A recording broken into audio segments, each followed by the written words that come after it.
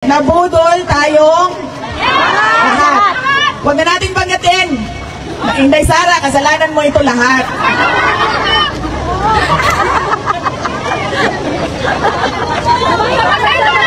Kasi nga, sinasabi ko sa inyo, akala ko kasi, di ba kasi, nakita naman natin kung ano yung ama. Nakita natin yung martial law. Nakita natin kung anong klaseng korupsyon at ill-gotten wealth ang nilamas nila sa Pilipinas. Akala ko, nagkamali na ako sa akala ko. Akala ko, ang gusto niya ay mas magandang Pilipinas kung ano yung nakikita at nararamdaman at tinitirhan natin ngayon. Kasi bakit ba? Kasi nandoon yung mga anak natin, na sila din yung susunod na mga Pilipino na maninirahan sa ating bayan. Kaya gusto natin, iiwan natin ang maayos, maganda, maunlad, may disiplina, na mga mayaman, na mga Pilipino at na bayan. Hindi ko maintindihan kung bakit hindi ganyan ang paningin niya sa kanyang kailangan gawin para sa bayan.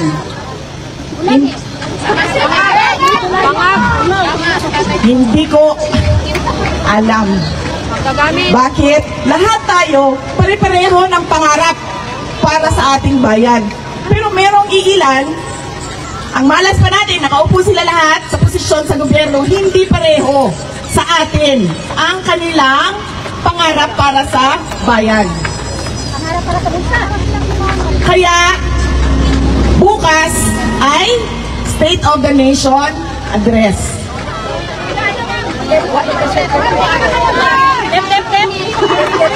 Sayang ang data.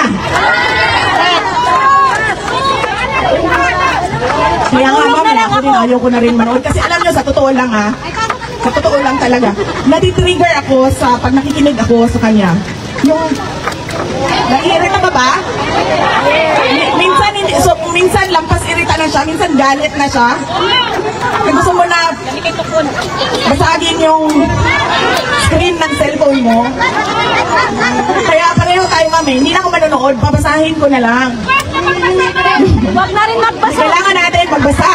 Kasi kailangan natin malaman kung ano na namang pambobola ang sinasabi sa taong bayan.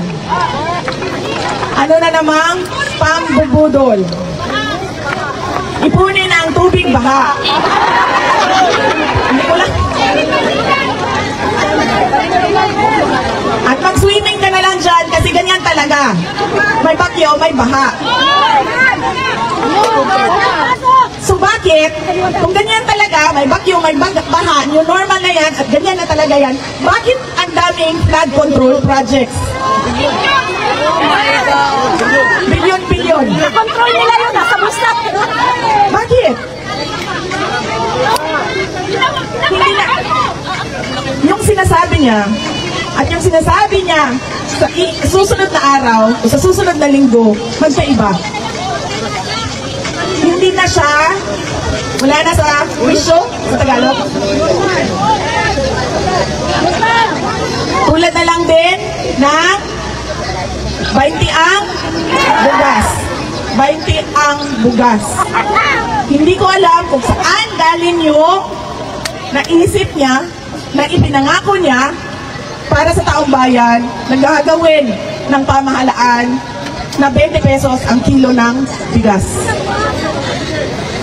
Kung alam niya na hindi magagawa yon, ibig sabihin noon siya ay nagsisinungaling, nambubudol. Una sa lahat, yung budget natin.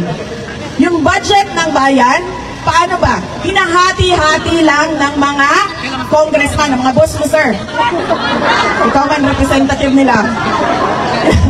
Hinahati-hati lang nila. Karamihan ng pera pumupunta sa bulsa, yes, at sa mga walang kwentang programa. hindi siya nabibigay sa mga priority programs ng government. Paano ko nasabi yun? Galing ako ng Department of Education. Pinapirma nila ako ng budget kung saan buong budget ng school building program ay hinati-hati ng mga iilang congressman. At sinabi nila sa akin, ganyan talaga ang paggawa ng budget. Na napaisip talaga ako ba ang mali? O nakasanayan na lang nila na ganyan ang kalakaran?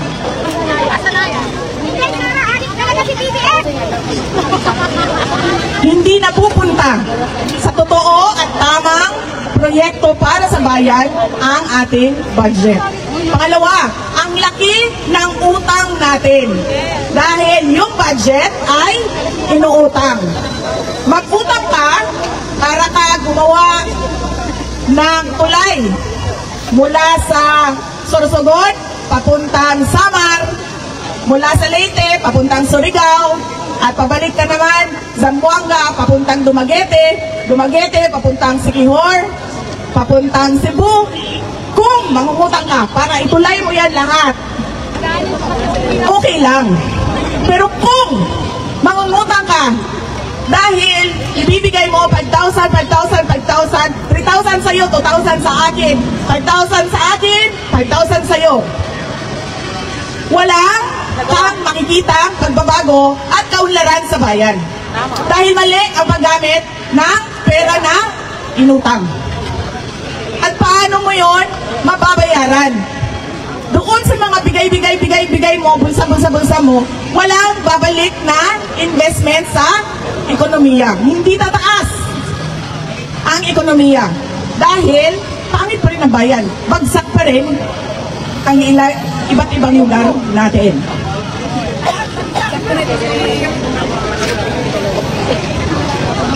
Susunod.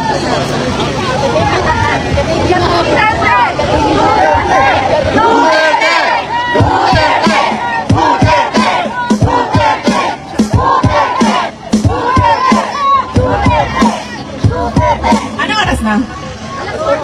Alas 4? Okay. Kasi sabi nila hanggang alas 5 lang daw tayo dito. Sinyasan ninyo ako pag umabot na tayo ng 4:30 ha, kasi magpicturan pa tayo. Ang dami natin. Okay?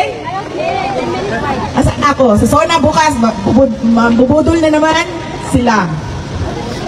Ang susunod ay yung walang klarong independent foreign policy. Nasa saligang batas natin yon. Nasa konstitusyon yon. Na hindi tayo kikiling kahit kanino man na dayuhan para sa ating bayan. Pero anong nakikita natin ngayon? Ang nakikita natin ay ang militarisasyon ng ating bayan. Ang pagpapasok ng mga Amerikano sa iba't ibang lugar sa ating bansa. Ang paglalagay ng factory ng armas sa ating bansa. Anong sinabi ni President Trump noong meeting nila? Ang sabi ni President Trump, they tilted towards the China. And anong sinabi niya? Naayos namin yon. And now it is tilting towards the United States. Ano ibig sabihin ng tilt? Di ba sumasandal? Anong tilt sa Tagalog? Kuya. Kumikiling. Kumikiling na ang ating foreign policy papunta sa US. Hindi ko word yan. Hindi ko salita yan. Napanood natin yan na sinabi. Kumiling ang Pilipinas sa Amerika. Hindi tama yun. Kasi ang nakalagay sa ating konstitusyon ay independent foreign policy. Ibig sabihin, wala ka, hindi ka kikiling. Tatayo ka sa sarili mong paa. At ano ang ginagawa nila sa West Philippine Sea? Nakikipaggirian sila sa China. Meron tayong arbitral award. Sinasabi sa atin ang West Philippine Sea. Ang dapat natin gawin, dalhin yan doon sa Beijing. Pag-usapan natin ito. Amin ang West Philippine Sea. May arbitral award. Hindi yung makikipaggirian ka doon sa dagat. At ano sabi niya ngayon? Sa girian ng teritoryo ng Cambodia at Thailand. Ang sabi niya, tutulong ang Pilipinas para magkaroon ng kapayapaan doon. Pero anong ginagawa niya sa bayan natin? Tinutulungan niya ang interes ng dayuhan, interes ng ibang bayan na makipaggirian sa ibang bansa. Kaya sinasabi ko, hindi ko lang alam kung napapansin niya. Iba ang sinasabi niya ngayong araw na ito at iba din ang sasabihin niya sa susunod na linggo, sa susunod na buwan. Habang lumalala ang kalagayan ng ating bansa. Lagi akong tinatanong, ano bang magagawa natin, Inday Sara? Ang magagawa natin ay magkaisa tayo. Sabihin natin sa pamahalaan, maraming maling pulisiya. Dapat ninyo itama. Unang-una na, hindi ninyo kami pwedeng sabihan na magtiis na lang kami at new normal na yan. Hindi ninyo kami pwedeng sabihan na wala na tayong magagawa. Dahil, bakit? Ganito ang bansa ng Korea. Hindi perfect, pero madaming maayos. Marami pang ayuda. Bakit? Marami pang ayuda dito. Alam nyo, pumunta ako, diba? Nakisama ako sa Filipino community sa The Hague. Pumunta yung mga tiga-Europe. Pumunta kami sa Australia. Pumunta kami sa Qatar. Pumunta kami sa dito sa inyo, sa South Korea. Ang susunod namin ay sa Kuwait. Wala pang date. Hanggang ngayon. Wala sa kalingkingan ng lahat ng bansa na ito ang Pilipinas. Yes. Dahil walang nagmamalasakit na magsabi na pilitin natin ibangon ang ating bayan. Na hindi pwedeng okay na ito. Bayan ito ng mga anak natin. Patapos na tayo. Anong edad ko? 28.